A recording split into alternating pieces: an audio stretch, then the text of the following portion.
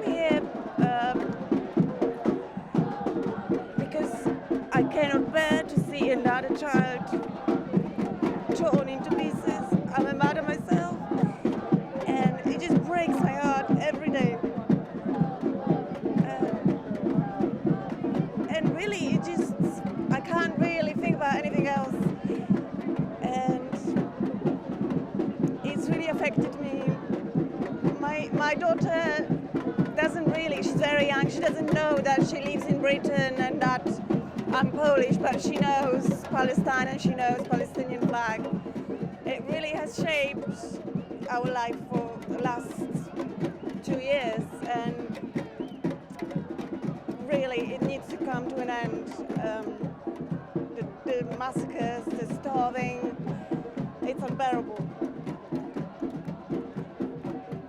I've been following the situation in Palestine on Instagram and social media for a long time, and honestly I thought it would end a lot sooner than it's been carrying on, and it's getting really brazen. The human rights violations are just brazen. They're killing children, they're starving children, and I can't be complicit in it with silence anymore. And I think my apathy towards the situation is contributing to it. So I just couldn't not do something, and this is the something I can do, so that's what I'm doing.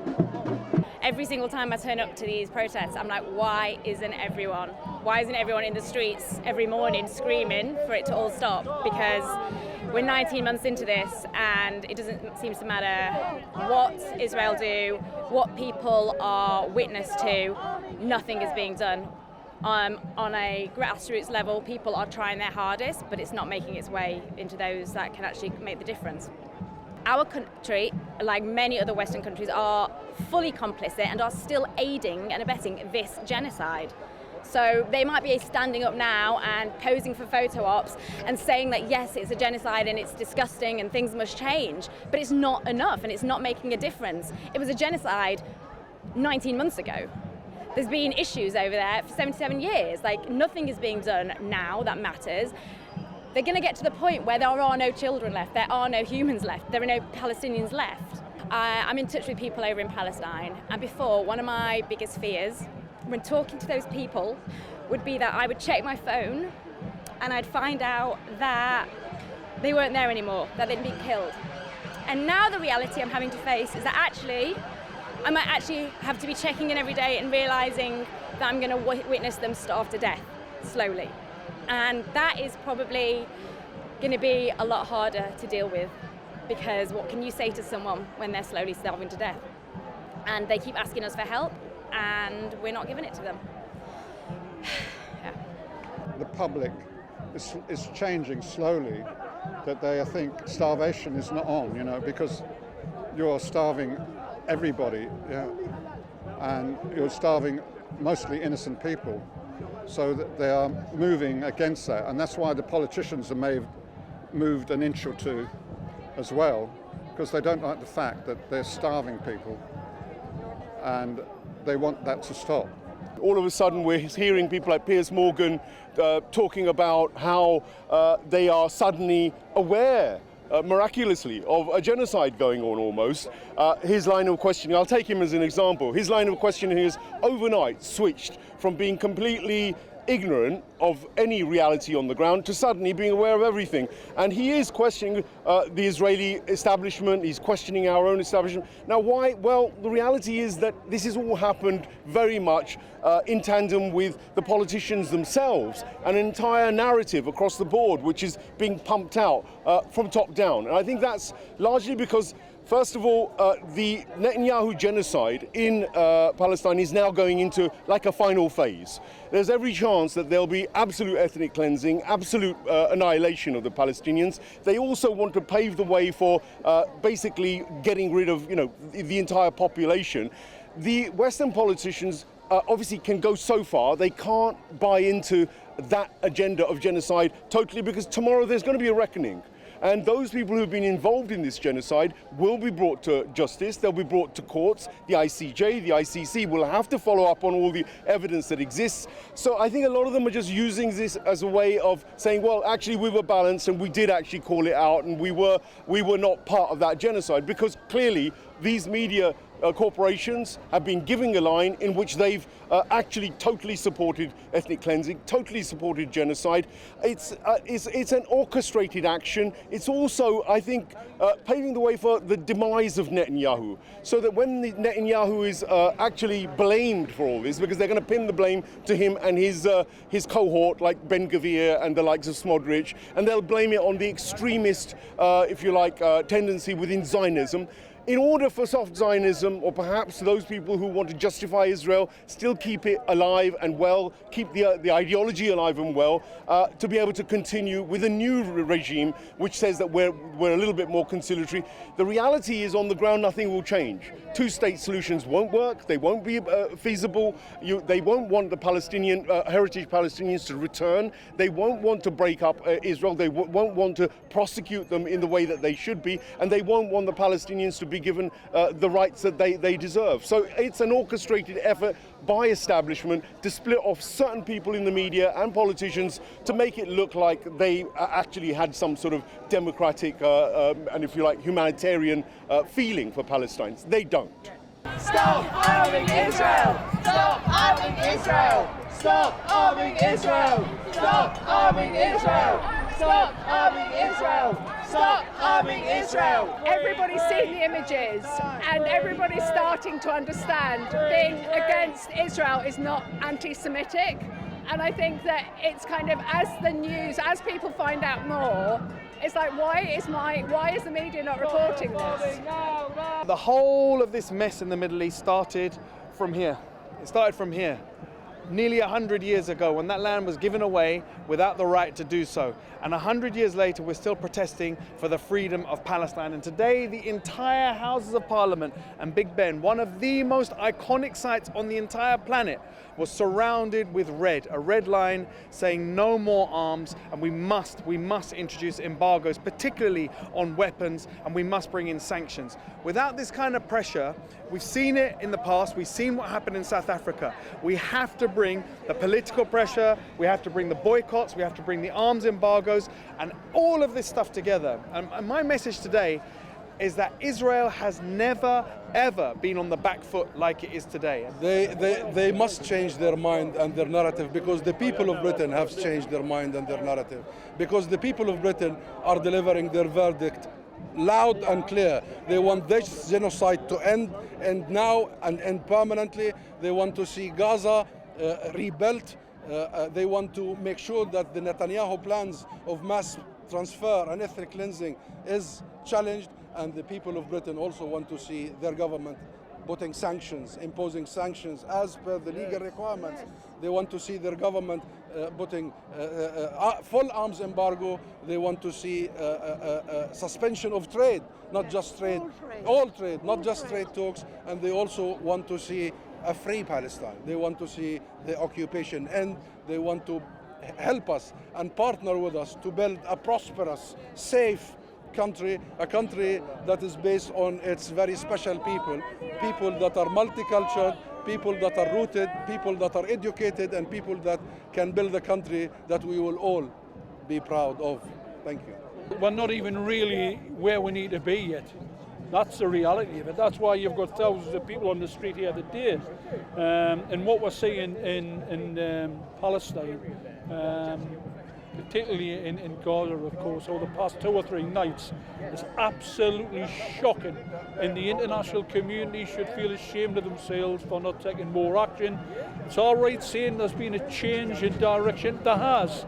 There should have been a change in direction many, many months ago. This shouldn't have been allowed to escalate, and we should have been supporting the people in Palestine. We need to do everything we can to have a two-state solution in the Middle East. It's pretty simple. The narrative has shifted recently. We are seeing more and more people coming around to the fact that we are witnessing a genocide in action, that we as a country have a legal, international, moral obligation to try to prevent this. We need the government to listen to this, to take more action, like other countries have done, to sanction Israel, and importantly, stop sending arms and military assistance to their work. We cannot be sure that they are not using the arms that we send them for this genocide, and this is an incredible problem for our own country's ability to stay within international law. Stop killing babies! Stop killing babies! Stop killing doctors! Stop killing doctors! Stop killing journalists! Stop killing journalists! Stop killing families! Stop killing families! I'm very fearful for the crew on the Freedom Flotilla. I think they are taking a huge risk, but people are taking risks. People are walking to Gaza, people are standing outside Parliament, and if we can get coverage for any of the actions that will bring about a change, then they're worth doing. Those are very brave people. They are getting a lot of coverage, which is good. They're sailing. There's so much peace and love on that boat, and it will unfold as it unfolds, sadly, and I pray for their safety. Good luck to the flotilla. Be safe, but above all, let us know how you're getting on and what you're doing, because you are part of a global campaign to draw attention to what is actually happening. Thank you for your bravery, your sacrifice and your determination. Do you think that clearly they're under some degree of danger? The drones have been out last night. Do you fear for their situation? Sadly, I remember the Navi Marmara in the past, and other attempts have been made. I also understand there are people now in Cairo and Port Said and trying to get their way to the crossing into Gaza. I wish them all well. We've got to do what we can, where we can, when we can, to support the people of Palestine, and they're all doing that. So this is a global movement.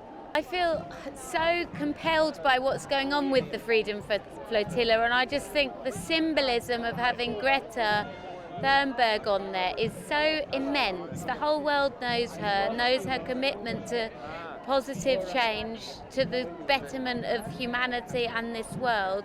And if something bad happens to her, there will be uproar, particularly amongst more groups than just Free Palestine groups. And the whole world need to be on board with an anti-genocide organisation. But I just feel like we need to protect that girl at all costs. She's so important. You know, we have 55,000 Palestinians, human beings, massacred and tortured and killed. 15,000 of those are children. We now have 290,000 Palestinians, human beings, being starved. And we have 70,000 children aged between 1 month to 2 years who are on the brink of malnutrition. Where is the red line? Where is it going to end? So, the red line, this red line to me here, means that we have narrowed in on our leaders now, because you thought we were going to go away. You thought you could make us go away, first of all, and you couldn't. And you think we were going to go away every Saturday we come back. Now we've come in. We've narrowed you down, and you're in there. And Mr. Lammy, if you mean what you say, you should be standing here. If it's monstrous, if you finally admitted to it, why aren't you standing here? Don't give aid to Gaza and arm Gaza, because you're basically putting a grenade inside a baked loaf and giving it to a child. Enough.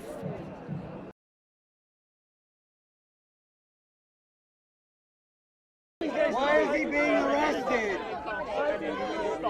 Officer! Why he's arrested? Tell us! Please, officer! Brother, no! Why he's arrested? Please tell us! Give us a reason! We are people here fighting for peace! You understand? Let him go! Let him go! Let him go! Let him go! Let him go! Let him go! Let him go! Let him go! Let him go! Let him go! Let him go!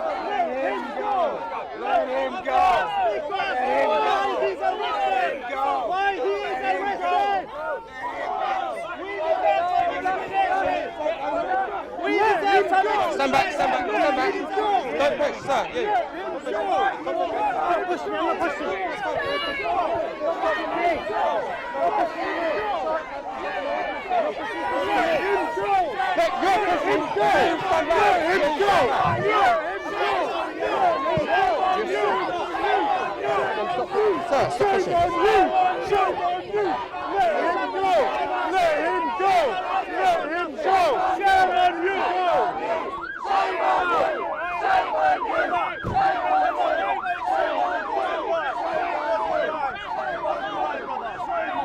Download the No Thanks app. You can get it on App Store. There's also the Boycott app. You can get them both on App Store. Download it. Please use it. Please promote it. Don't give Israel a single penny. Don't give the genocide a single penny of your own money. Do you want this to happen to your baby or to anyone's baby? Do you understand? This is what's happening. This is what's happening in Palestine. A big massacre is happening every single day. While we're standing here, bombs are dropping through Palestine.